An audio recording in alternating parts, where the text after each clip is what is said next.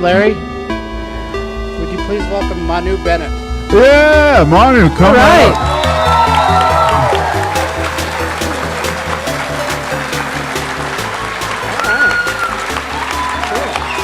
Hey, man.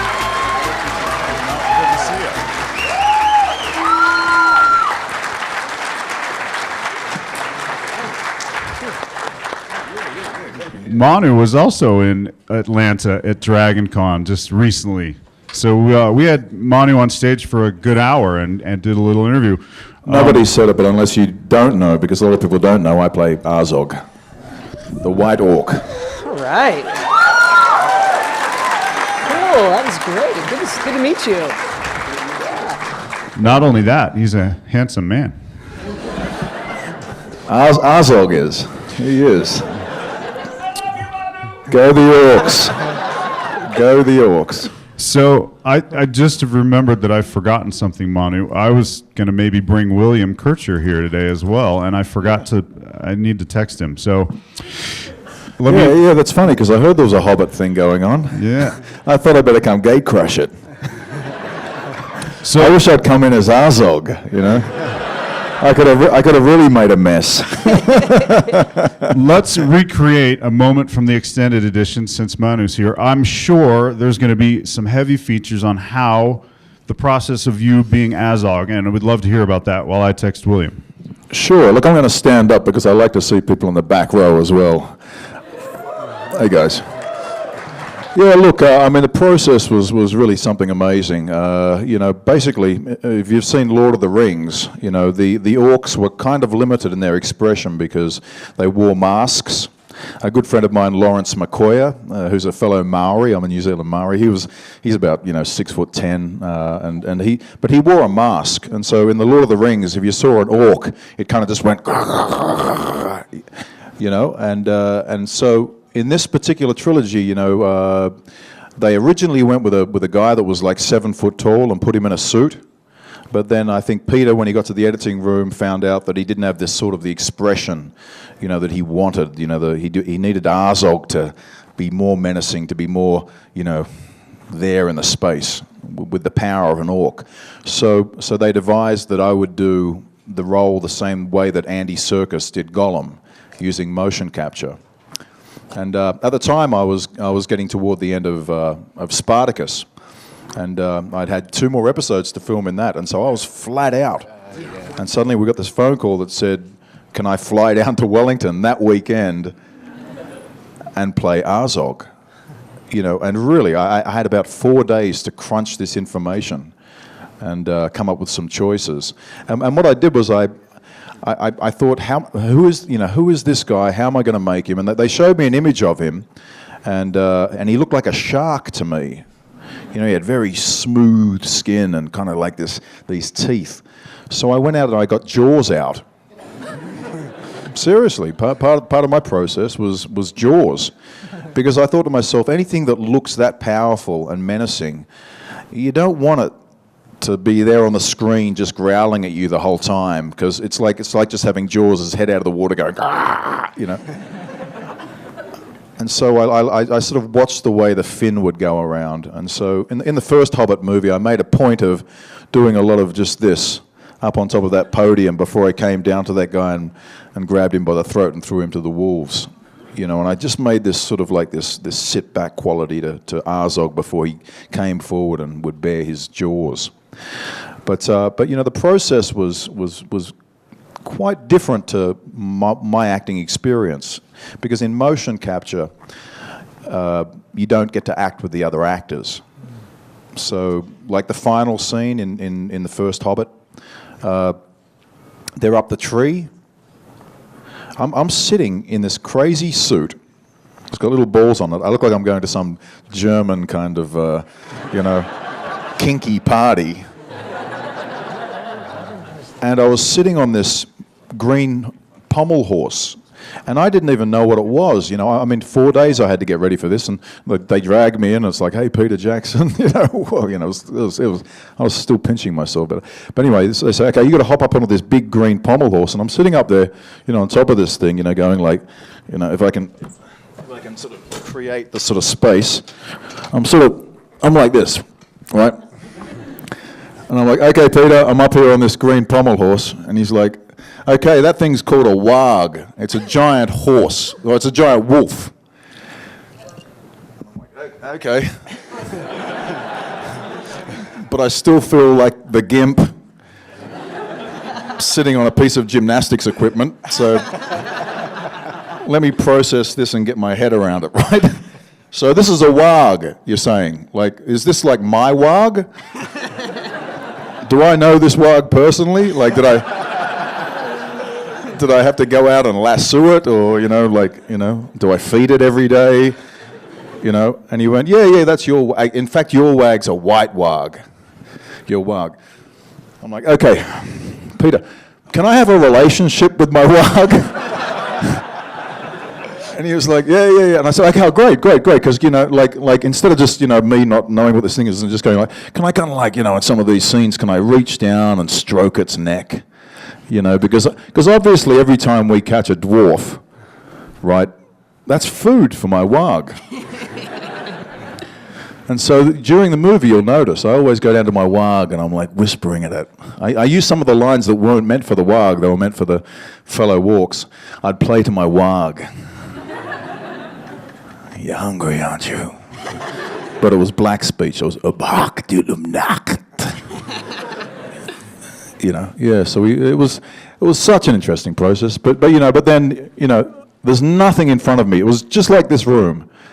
And Peter's going, okay, there's a big tree in front of you. And Gandalf's just started lighting pine cones.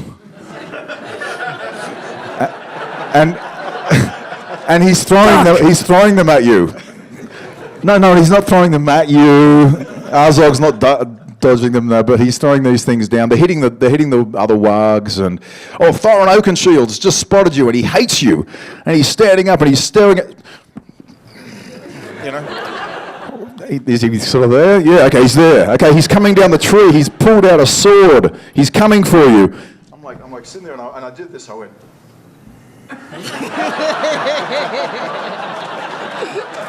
Watch it in the movie. Watch it.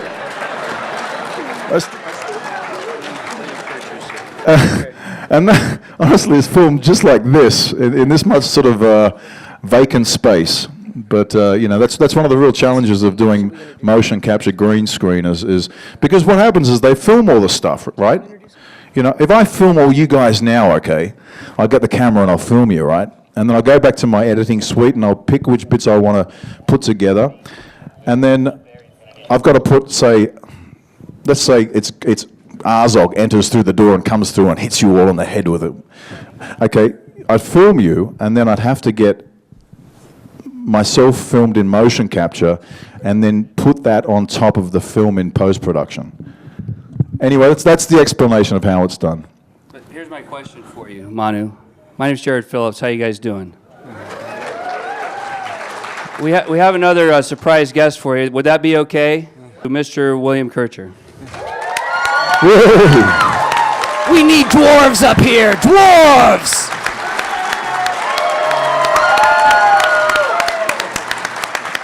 Hey, Manu. Sorry about that, Manu. I didn't mean to walk in and, Listen, I'd just like to apologize because I'm not really supposed to be here, so please don't tell anybody. I just thought I'd come in and say a quick hi. And also, I just want to add a big plug. This is for One Ring, you guys. One Ring are the most amazing people. They do an incredible amount for Lord of the Rings and for The Hobbit, and we totally support what they do. So, we love you guys. Hi, everybody. I will sit here for a second, if you don't mind. All right, I have a quick question for Manu first. What about this whole white whale Moby Dick idea going around about Azog being Thorin's white whale, like in Moby Dick? Have you heard much about that? Thorin's going to ride me? Captain Ahab. That's a whole different film, I think. That's a different ring.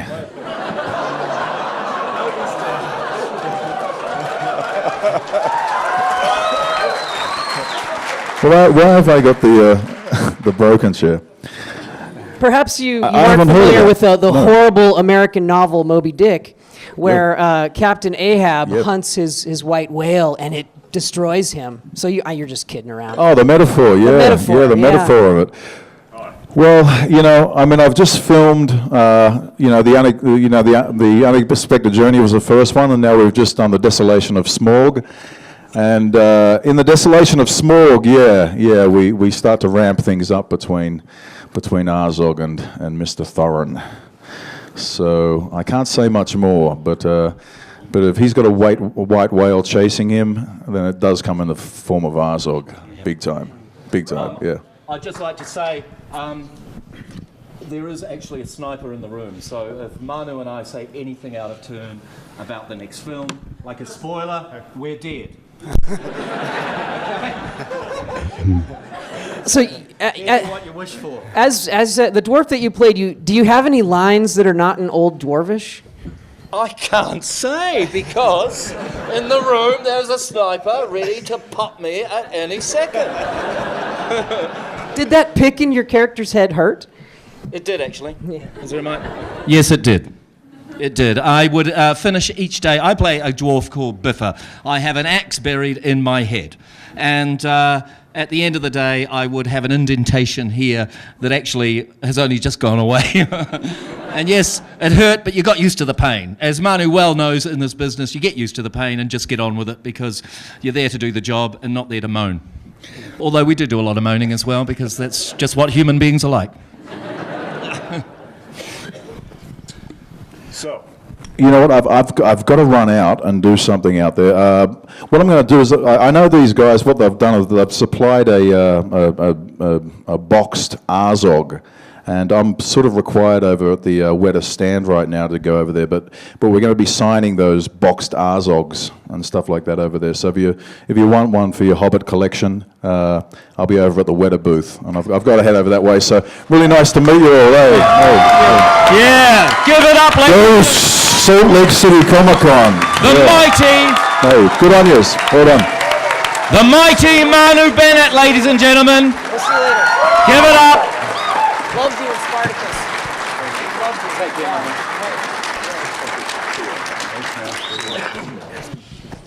well, You can stay. so You can stay, Yeah, right? I'll stay if only if people are going to ask me some questions. Well- Otherwise, I'm out of here.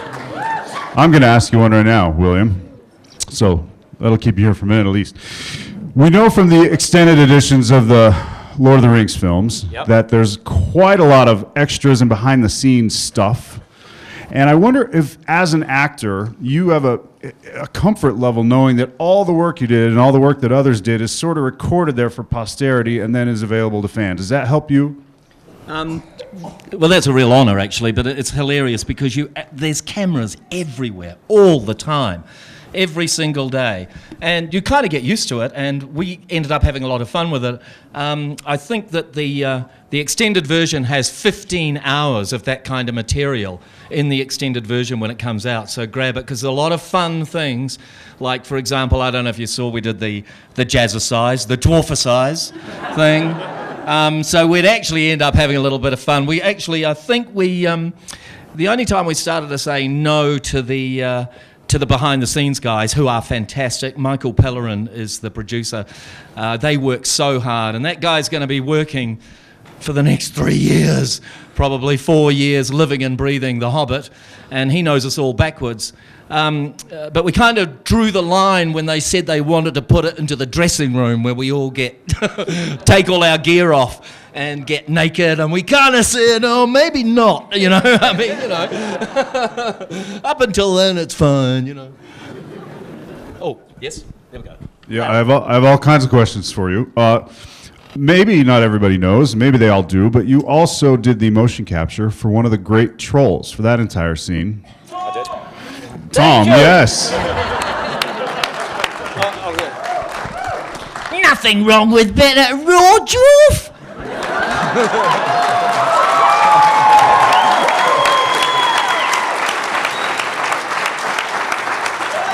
Nice and crunchy. Yes, look, it was a real honour. I actually auditioned for Tom. I mean, I already was playing Biffa, so it was a bit greedy, maybe. When we did the read-through, I thought, gosh, that would be so fun to do one of those characters. So I asked the producers if I could audition, and I did an audition with Philippa Boyens, and we did kind of 2 versions, and I did the real gruff kind of typical troll down here like that, you know, your typical troll.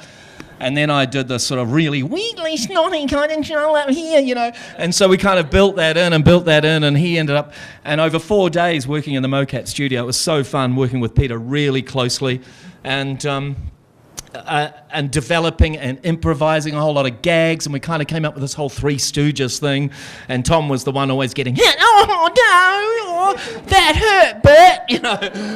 And it was just a bit of a different take on the whole troll thing, and the snot and the bloody sneezing into the soup and coming up with lines like, oh, a floater, you know? And then deciding to stir it in, you know. I mean, it was great, because, you know, Biffa doesn't say a hell of a lot. Although my take on that, I do speak in ancient Dwarvish, my take on that is it's not what you say in a movie like this, because that's a big screen. It's what you're seen to be thinking. That's what counts. So anyway, Biffa didn't say a hell of a lot, but Troll, Tom Troll, gave me a bit of a voice and a bit of fun, and it was a blast playing it.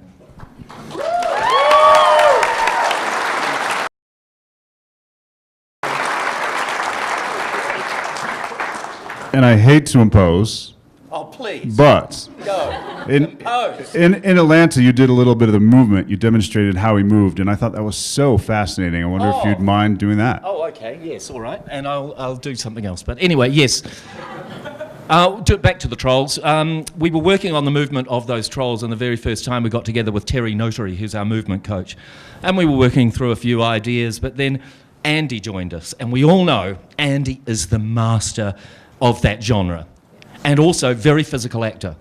And I kind of cottoned on very early on that, like, playing a troll is a bit like doing a children's play or something, where you have to be a big, extreme character, you know, because as an actor you can just stand there and talk, but there's also all this movement thing. And Andy said a great thing that really clicked for me. He said, you know, think about what injuries they have, because they're very extreme. And so I thought, oh, that's good. So I got them to tie a sandbag around my one arm and one leg, and that gave me this whole kind of, and I'm going to demonstrate, please, don't judge me. I'll do it out here. Gave me this whole kind of like, you know, like a deer arm, a deer head. Oh, the other thing he said is lead with your head. And so I did this whole thing of leading with my head. And I know it looks ugly when I do it, but when a troll is not actually, you know, in a beauty pageant, and so it worked really well for the character.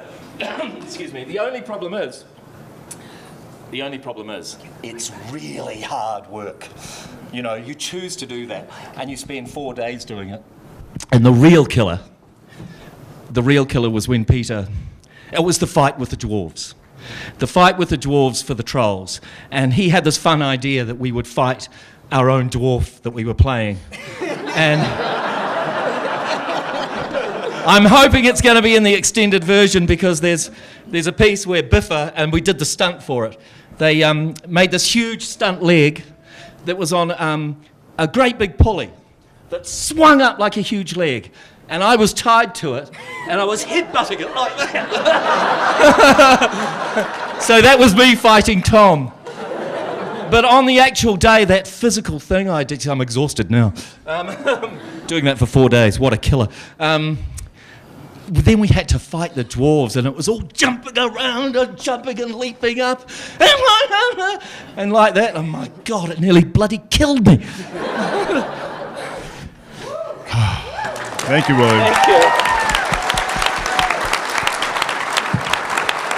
I have to go home for a rest now. There's one other character I believe that you auditioned for. I did. Could you care to just talk about that briefly? I only realised this. In the just before I came here, actually, they sent us an email. And in the extended version, there is a video which is like a composite of how we were all cast in the roles and people's auditions process. And fascinating to see, because I'd forgotten that months and months before, because I got the call for Biffa out of the blue. And, you know, I was just doing something one day and the phone rang. They said, oh, Peter Jackson would like to offer you a little role in The Hobbit. That's fantastic. And then they said, oh, actually, no, sorry, it's not a little role. It's one of the leads. And I just absolutely died. But anyway, it was only when we got this video that I realised, months before I had auditioned for the Mayor of Laketown, which Stephen Fry ended up playing. So, I'm out of breath, so excuse me. So Mayor of Laketown. So I saw that and thought I did a bloody good job, actually. So I'm kind of thinking that maybe, who knows, they might have thought I'd be okay for that role and then decided Stephen Fry was going to play it and put me as Biffa. But my gosh, I'm so proud to be Biffa. It was a wonderful experience. Thank you.